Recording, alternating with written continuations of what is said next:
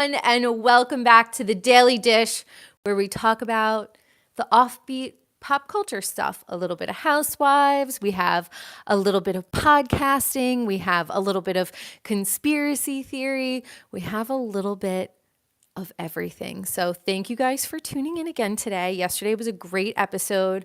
I just want to say shout out to all of the native Angelinos who get the short end of the stick when it comes to all of the transplants coming on in, ruining the vibe.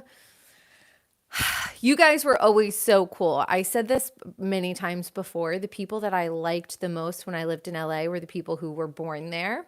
So shout out to the native Angelinos. I feel like, you're growing up, you're living in such a beautiful place that God was like, we have to sprinkle a little bit of humility into you. So you have to deal with all of these horrible transplants. Me having been one of them. So I apologize to you guys for that. And yeah, it was just a great episode yesterday. I feel like we chatted, and I'm just excited to be here again today on this Wednesday. I almost said Tuesday. I don't know if anyone else has been feeling like this lately, but I have kind of been feeling like, what is time? Is it going fast? Is it going slow? Does it even exist? I will say that when I lived in Brooklyn, this like one little hair is sticking out. I just washed my hair, freshly washed hair. When I lived in Brooklyn, and if I was running late, of course you had to take 9 million trains. There was always a snafu. It was always running late. I would like go into time bending mode where I would not look at my watch the entire time that I was on the train, or not. I would just get on the train, not look at my watch. If I had a half an hour to get there, but I knew it was like a 40-minute commute, I was like, or there was train traffic or whatever the bullshit was, I would just like go into this uber zen mode and not look at any time. And I would just get out of the train and haul ass to wherever I was going, whatever appointment I had to go to. And I would always get there on time. And I made a promise to myself when I was like 23, I think I was 23, where I was rushing to get ready and I was taking a shower. I dropped my Dr. Bronner's peppermint soap. I had like a big bottle of it, and I was living in Brooklyn at the time, and I was figure modeling for SVA in the city, and I was running a little bit late, and I wanted to take a shower. I dropped the Dr. Bronner's, but as I'm dropping the peppermint Dr. Bronner's, I'm like going down trying to get it. It hits the ground because it's open. It shoots up into my eye, peppermint soap. Now, knowing what I know now, I would have put like olive oil in my eye, but I just kept trying to like flush it with water, which was driving the oil deeper into my eye. The stuff that came out of my eye was like yellow, green. It was crazy, but I still got to work. I don't know if I like wore an eye patch, or I definitely like put something over my eye because it was wild looking. In that moment, I decided I was not ever going to rush for anyone ever again. So when I'm getting out of the train and I'm hauling ass, I'm walking consciously. I'm not sprinting because, like I said, I'm not rushing for anybody. That's how you get hurt. Think about it. You're running up the subway stairs or running down the subway stairs trying to catch a train. You end up twisting your ankle, breaking your ankle, and then you don't even get to your destination because you got to go to the hospital and you got to get a splint on your fucking ankle when you could have just taken your time, not rushed, and gotten there fine, right? So that is my 2 cents for today. And then, it's crazy. There are, very interesting. Let me close out my notes. you know that you're about to ascend into a successful time in your life when people start coming for you hard. And years ago, my sister's brother-in-law kept like messaging me on Instagram. He's married to my sister's sister-in-law. And I said to my sister, like, what do? I don't want to cause like a fight between what's her face and her husband. But why is he constantly answering my DMs, or not my DMs, my like responding to my stories and sending me DMs? I was like, that makes me so uncomfortable. And I never said anything to my sister-in-law because they're like the fucking mafia, okay? They roll in packs and I just like don't trust them and I don't feel comfortable with them at all. So I was like, I don't even want to broach this subject. I'm just going to not talk to any of these people and block him. So my sister knew about it, but she didn't say anything to her sister-in-law. I didn't say anything. That was years ago. That was like 2017. And it's funny because we have a lot of like astrological aspects from 2015 to 2017 repeating now. And I'm like, well, I'm fucking taking my power back. I start getting these likes on my business page from like 2 initials and a shortened last name. I don't know who this is. I figured it's just some weirdo guy out there. So then this weirdo guy messages me and I take like a closer look and I'm like, wait a second. Aren't you married to so-and-so? My sister's best friend. First of all, I've been estranged from my sister for years, okay? Years. Mostly because anytime I interact with her or the people she's friends with, it's instant drama. So I just don't want to be a part of it. Instant drama. I just want nothing to do with any of it or any of them. So I send him a message, aren't you married to so-and-so? And he responds back, oh yeah, I'm bored at work. I said, go fucking message my sister. She doesn't work. I, on the other hand, am at work. Leave me alone. I'm not bored at work. I got shit to do. So I message the wife and I said, I'm so sorry. I'm so embarrassed that your husband put us both in this awkward position. Why the fuck is he messaging me? I don't even know him, nor do I don't even know you. So uncomfortable. She does not answer me. I go and I block him. But I thought about it and I was like, this is so. Oh, and then I got a mysterious message on my Facebook page today or on in my messages. And it was like, you've been reported for this and this. And I was like, here we fucking go. The moment you're about to become another level of successful, the crazy, evil, like tentacles come out. Go away. Go the fuck away. And then when I got on here before, I had done, a minute or two and it blocked out. It was like so when you're about to become successful, ooh, people love to fucking throw that. Ooh, they love to throw shade. And,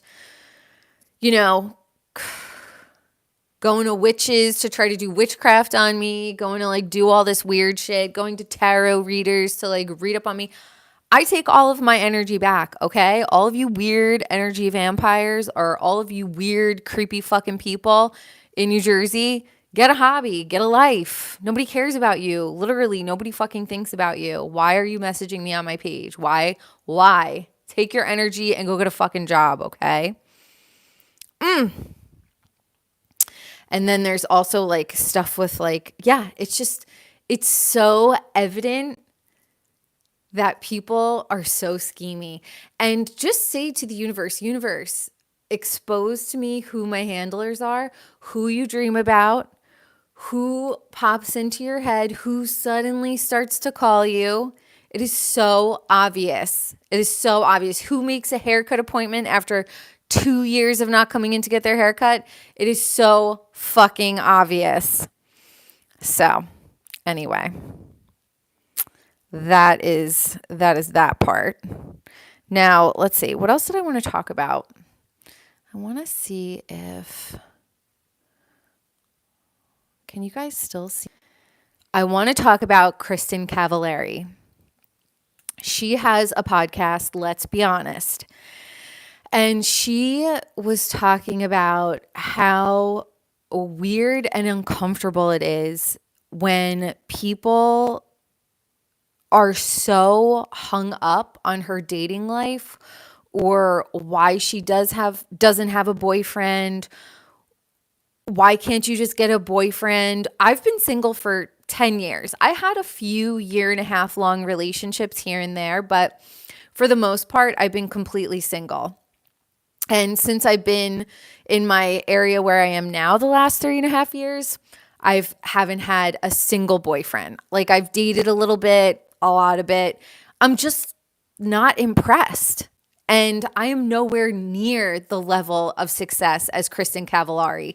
So I can't even begin to imagine her frustration.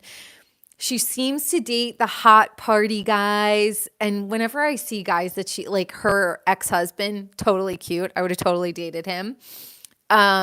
The guy that she was talking about who got arrested right as she was going on the date with him, he was cute. I would have dated him too. So I understand why she goes after these guys or dates these guys because they're handsome. You know what I mean? I get like, but they also have like that little bit of edge to them. Like they probably smoke cigarettes or, drink a little bit or I get like a little bit giddy just thinking about it. I'm like, oh my God, they probably smell really good. They have a good cologne, like I totally understand. I totally get her attraction to these guys. But I also very deeply understand how awkward it is and weird it is for people to look at you like you have an issue because you haven't had a serious partner in a long time or you're not dating anybody seriously. And I don't know what that is about society that projects this. Like when the last fight that I got into with my sister, she was like, you're an old maid. I'm a thornback. Like get your insults like ready to go, okay? Eagles don't fly with pigeons, bitch. I am a thornback. I've been married. Spinster or whatever is somebody who's never even been married. I've been married. I didn't like it. I thought I got the short end of the stick, and I've lived with a lot of different guys. Every time I live with a guy, they drain me of my money. It's fucking, the house is a mess. I have to dust their stupid collectible toys. I have to pick up their socks that are on my kitchen table. I don't want to do that. And then not only that, it's like I would do that, but then they're like not even nice to you. How grotesque. I just think that women who obsess over men are so pathetic. I decentered men in like ninth grade. So the women who their whole lives are all about men or getting a man or keeping a man or finding out what he's doing or anything like that is so skivats to me. Like I can't. I just totally cannot even. Kristin, she has multiple homes. She has her own money. She is probably not ever going to allow a man to speak to her the way most women allow their men to speak to them. Let's be completely honest. There's some TikTok woman that I was watching. Her husband of 14 years was having an affair with a woman that he worked with. It's like, shut the fuck up. And I bet she did everything for him. Gave him children. Gave him a beautiful home. She's beautiful. So for me, like anytime I see a woman who just like is obsessed with men, I run the other way. That's how I feel. Kristin Cavallari, she's a catch. She's a catch. And she even said, I will not settle. Well, girl, like here's the thing. I refuse to settle as well. And I also feel like my perfect man is out there looking for me just the way I'm looking for him, working on himself the way I'm working on myself. I get up every morning and I show up. My house is clean. I exercise. My animals are taken care of. My business is taken care of. My car is taken care of. Like, I, mind, body, soul, embody the person that I desperately want to attract. I refuse to settle because I know if I wake up every day and behave like this, then there is a man out there who wakes up every day and also has my lifestyle, is also funny, is also generous, is also great in the sack. So I get why she's saying she is not going to settle. Now, here is what I'm going to say to her. You're going to have to endure a certain amount of time where people do look at you like you're the problem. I've been single for 10 years and I've dated like 3 guys in the 10 years at like a year and a half each. And people always looked at me like I was the problem that it ended. Never them, me. Or they were like, oh my God, I'm so sorry. I'm like, what are you so sorry about? He was annoying.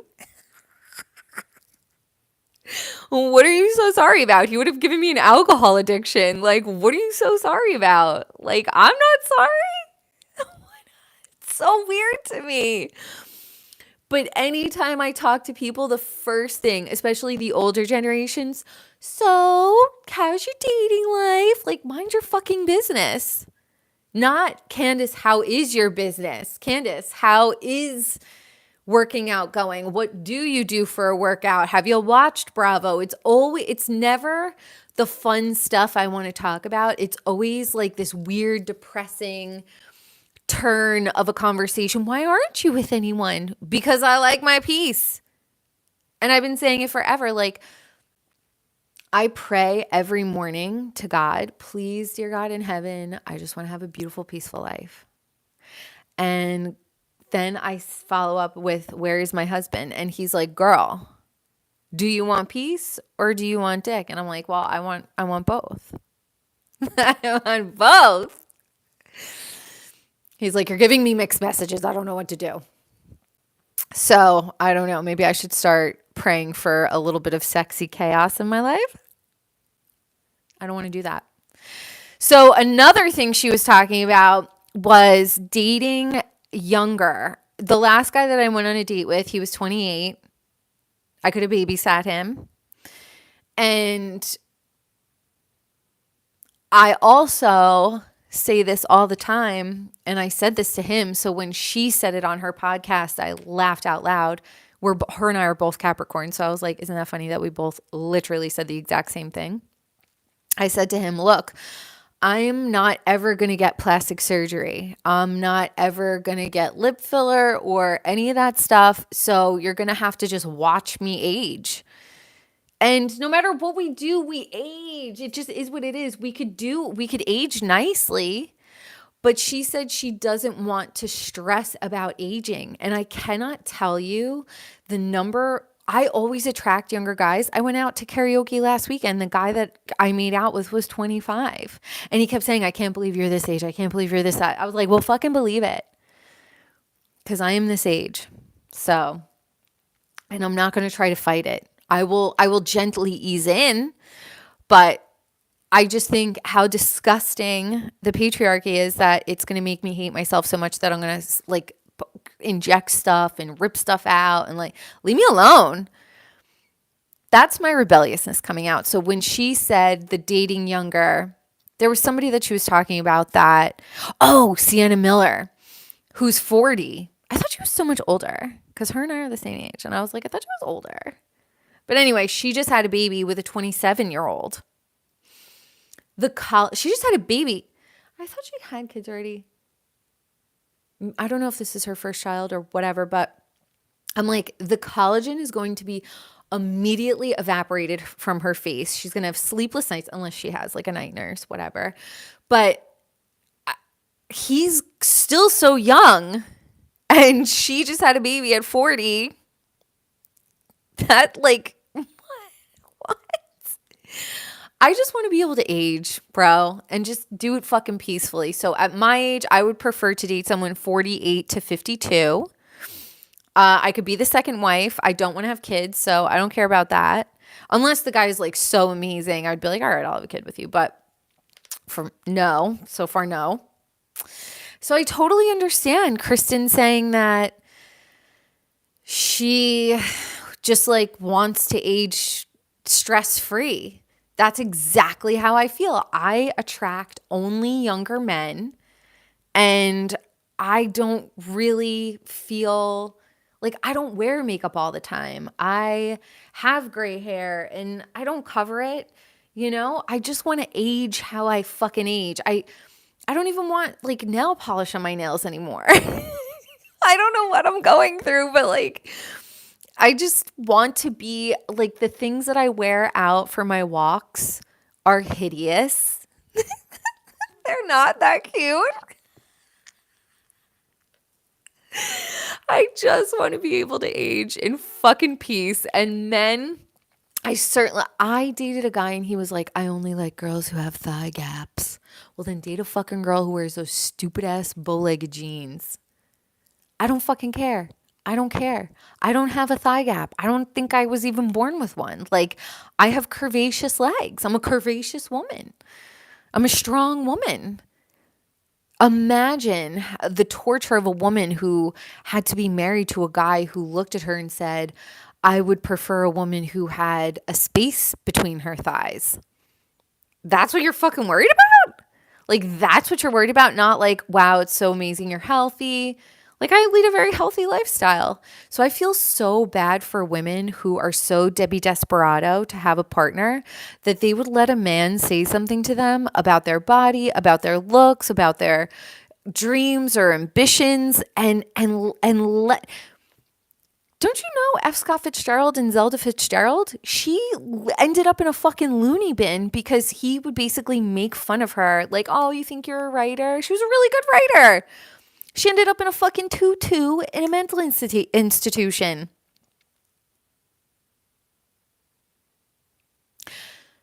But she was married. Like, ugh, barf. Barf. Gag me with a spoon. Like, I can't. No, absolutely not. I will be single forever and ever and ever and ever before I ever let a man insult me, shit on my dreams, make me give up my life. Like, no. The only kind of man I would ever be in a relationship with is someone who helps me flourish and grow. And he's like, God, whatever you got going on, I'm fucking into it. And I would know if a man genuinely was into it or not. At this age, I have spidey senses that are 8,000 miles long. They go under the Atlantic Ocean across to Europe. Like, yeah. So I just totally, I totally went out on a tangent. But it's true. I understand she wants to age peacefully and she will not settle. And why should we have to? I don't want to do that ever again. I feel like I spent my 20s and 30s really kind of, in relationships and, well, not my 30s. My teens and my 20s were all about I got married. I was married to the wrong person. That's it. But also, I just don't think that I'm built for traditional marriage. I don't want to sleep in the same bed with somebody. I get sweaty. I don't want your tchotchkes all over my house. I don't want to have to put up with your weird posters. Like, I just don't. So that's how I feel about that.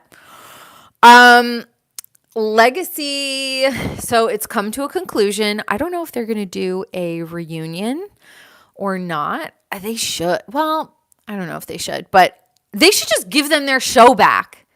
I don't want to watch the new cast of Roni. I don't like them. Sorry, canceled. Next. Give me my old cast. That is what I want. I want to see. I would even take Carol. I don't even like her. I'm like, fine, just give me the old cast. Ramona is so fucking annoying. Throw her right in the ocean and leave her. Because the way she was mad. What was the name of the guy who was helping them? Who was the head of the household there? He was so patient, so lovely, so understanding. I would have started throwing fruit at her. I would have been like, shut the fuck up. She is so annoying. Find my bikinis, find my bikinis. Now, she started getting mad at him when he was giving the cold rag to Kristin. Ramona is fucking old, okay? She has a boyfriend though, so like who cares? What do you fucking care? But she's getting older and she's obsessed with men. They're all obsessed with men. It's so bizarre. She was getting jealous and suddenly she starts to have like a drunken meltdown. Oh, where's my bikinis? Where's my bikinis? Then I was like, she like wants his attention like a child would want their parents' attention. She was like, meh, meh, meh, whining, crying. Where is this? Whip, right? Well, at the end, she's kissing him. And I was like, she just wanted him to want her, not Kristin. And he was like giving Kristin's laying on the ground. I'm drunk. He's giving her a cold towel. And Ramona went nuts. Ramona is so fucking annoying.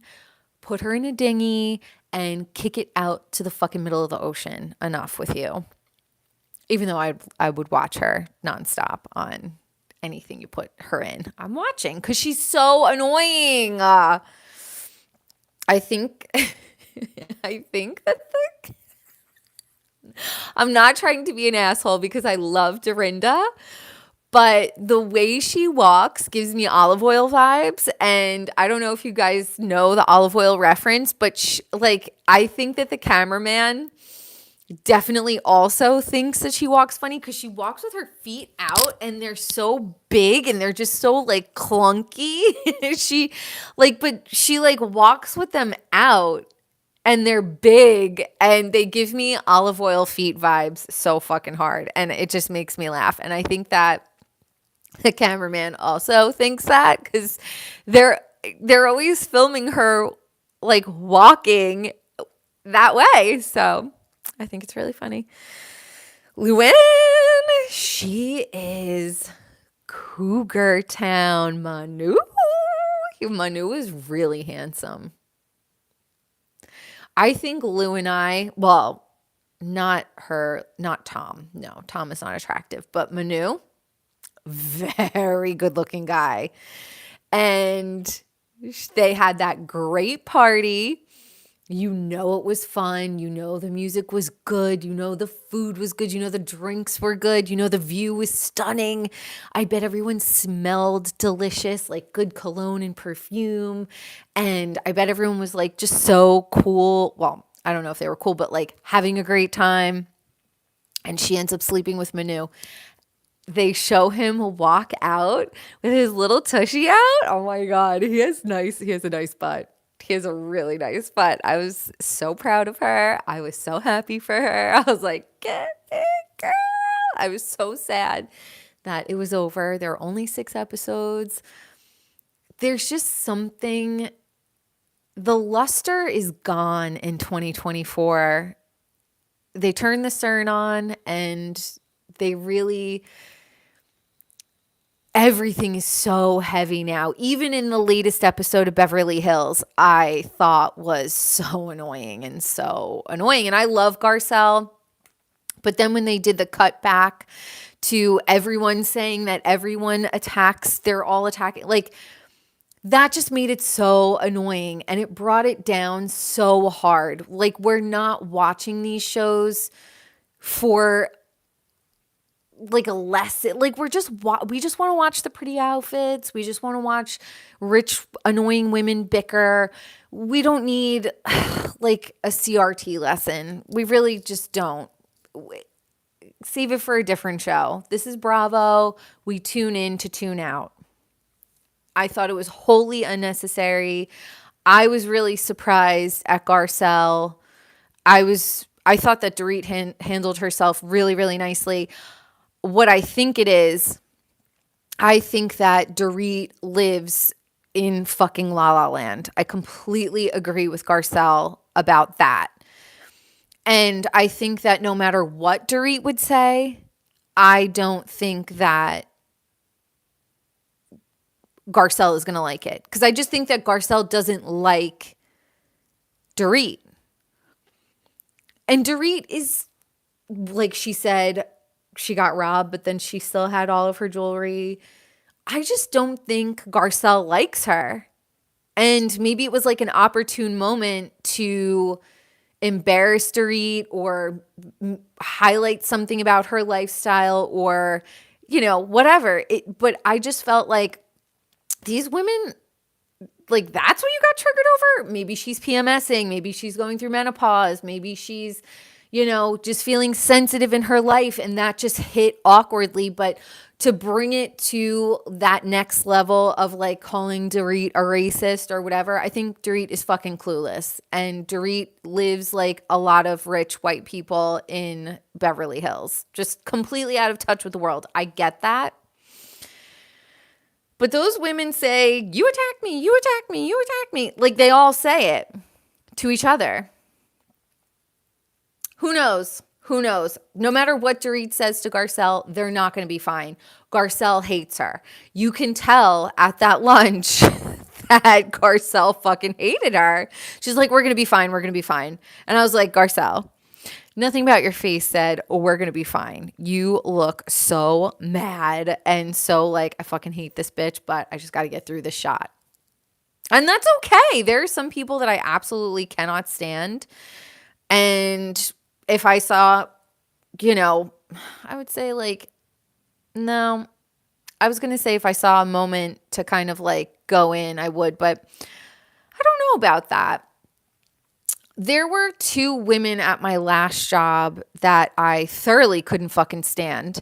And they were very sneaky and they were very conniving and they did a lot of talking behind my back and undermining me in certain positions that I was in. And I didn't say anything to them until the pandemic and I quit that salon. And one of the girls messaged me and I said, let me tell you something. I know every bad thing that you've said about me. I kept my mouth shut for the 3 years that I worked there because I loved the other women that I worked with.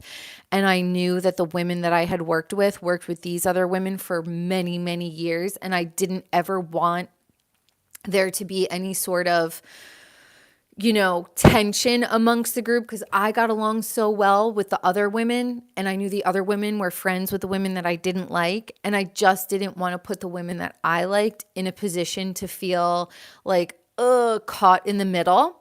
But when I quit, then I let that fucking girl know, bitch, I got your number. Don't call, just text me. So yeah, I don't know, but I don't know. I'm not Garcelle, and she really just fucking hates Dorit, and she's allowed to hate Dorit. She totally is. She is allowed to hate Dorit. Dorit is clueless, and but I don't think clueless in a racist way. I wasn't there though, so who knows? I do want to talk about. So okay, I've been watching old episodes of Beverly Hills. Why do they ever have Brandy Glanville on there? She is so incredibly annoying. I don't like her voice. She was pretty. She looks crazy now. I just find her to be so. There's a word that I'm corrosive. Like she is, yeah, just a grating member of the cast for those seasons. But she was saying this, I thought was very funny. You got to go back and watch because now 15 years later, we have like a cross reference. Brandy was saying about Taylor that Taylor was really, really skinny and she was on the divorce diet. And this was before her and what's his name? Randall? No.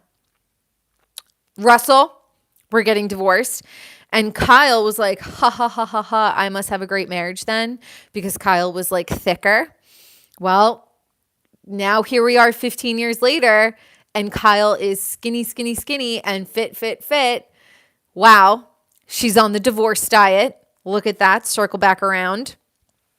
But there's so many little things in the older episodes. I mean, going back to Camille's dinner party, you know, he will never emotionally fulfill you. And then when we watch it on Bravo, they stitch it and Kyle's like, I just want to be emotionally fulfilled. And we're like, Mauricio, watching the old episodes of Mauricio is Mauricio's top fan. He loves himself. He thinks he's the shit, especially in the older episodes when they're walking up and Kyle's like, oh, he has 2 wives today. And he's like, yeah, I like that. I'm like, you're a fucking deviant. We know you. We know you. The truth is coming out, Mauricio. But it's just so evident. He, you know, she had all of her children. And this is what I mean about people. People will like have kids with people, have like a 20-year marriage, and then come out and be like, oh, I was a lesbian the whole time, or oh, I was gay the whole time. People really will. But that's like what creeps me out. It's like secret agendas creep me out. Were you always a lesbian and you just wanted to have your kids and then you're like, okay, now I'm ready for like, I don't like the secret agendas. I don't ever want to be on the receiving end of somebody's secret agenda.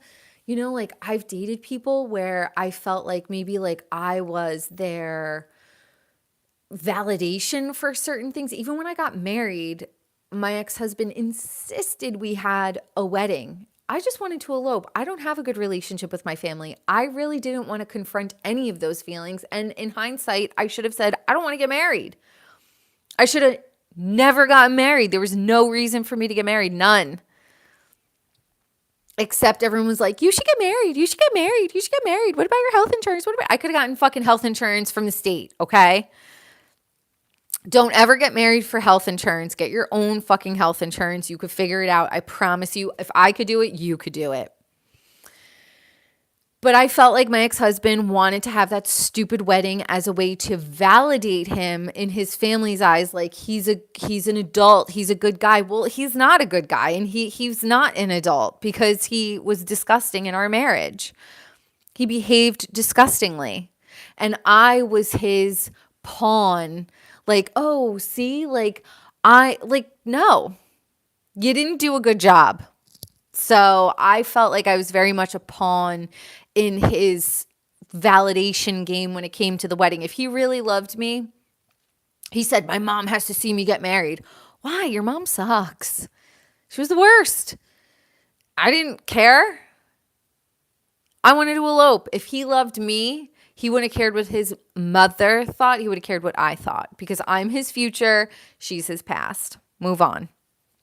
So I don't know. I just feel like it's so gross when people have ulterior motives and then suck other people into their lives to validate them for whatever reason. Arm candy, to look good. Again, I went to Ireland with a guy.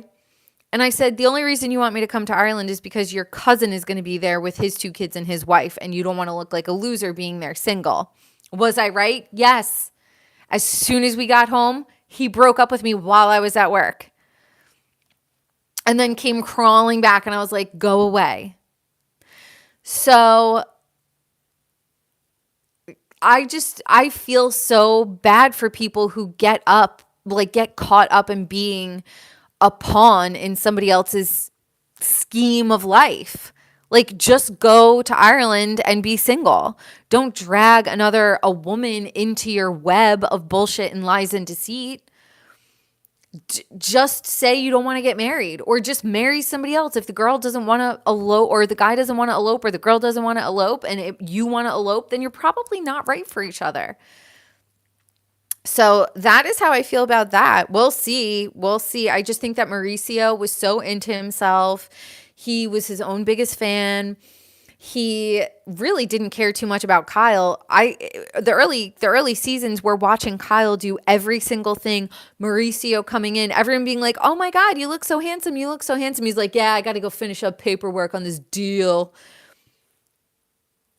Not helping Kyle. When she's throwing her white parties, he's like, I don't know. Kyle's doing everything. I just think it's, maybe they had like a mutual agreement. I am your wife and you are my beard. So we'll see. Do we think that she's going to come out as a full-on lesbian with Morgan Wade? I do. I do. All right. We don't want this to go for too long. You guys know that I could chat forever. We love dishing. You are my dishers. So who cares about Salt Lake City? Whatever. Jeff Lewis was right about Monica. She's the worst. I don't like the way she looks. I don't like her. I find her to be annoying. So hopefully we will not see her on the next season. Although I don't really even watch Salt Lake City. Every once in a while I'll drop in if there's nothing else on, but I don't really watch very often because what do I care about Salt Lake City? I'm from New York. I also lived in LA. So I'm watching Beverly Hills and I'm watching New York. Oh, Gypsy Rose. I always want to Gypsy Rose Blanchard. I always want to call her Gypsy Rose Lee because that is the Natalie Wood commercial movie where she's a stripper. I have a very bizarre story about that movie. We'll tell it another day. But I do want to say that Gypsy Rose seems awfully comfortable in front of the camera. She also seems, I don't know. Her dad's a fucking hottie. I saw him on TikTok. You could tell, are they from Louisiana or like the South? Because he had like a little bit of like a Louisianan drawl, Very handsome. Okay, DD. Apparently, they're distant cousins of Stassi Schroeder. The twist. That's wild to me. But Gypsy Rose just, it gives me Honey Boo Boo vibes. That makes me question the intelligence of the American people, is that they have made people like Honey Boo Boo famous. And that family is grotesque. There's pedophiles. There's disgusting eating habits. There's just the poor. Forget about poverty in terms of like monetary poverty, in terms of standard of life. But the American people made them famous. There's nothing endearing about them. When I see Gypsy Rose, she's a murderer. She's a murderer. I get her mom inflicted horrendous damage upon her emotionally, mentally, and physically. Why didn't she just run away? Why did she have to do that? Why couldn't she just run away? I don't know. But the fact that she's gotten all of this fanfare and all of these interviews, and I don't know. I'm not an expert. Is it once a murderer, always a murderer? I don't know. But the Gypsy Rose Blanchard is giving Honey Boo Boo times 10. So creepy. And her husband looks just like her mother. Her husband looks just like her mom. And the fact that she has a fucking husband. Kristin Cavallari, don't worry. You're going to be single forever. No, I'm kidding. The only reason Gypsy Rose has a husband is because he looks like Dee Dee. Okay. Now, I'm going to end on this, and this is going to be super controversial. So to all of my gigglers out there, I very much love Giggly Squad. They make me giggle all the time. Paige DeSorbo and I have, we both grew up outside of New York City. I was only 8 miles from New York City. I was a child model as well.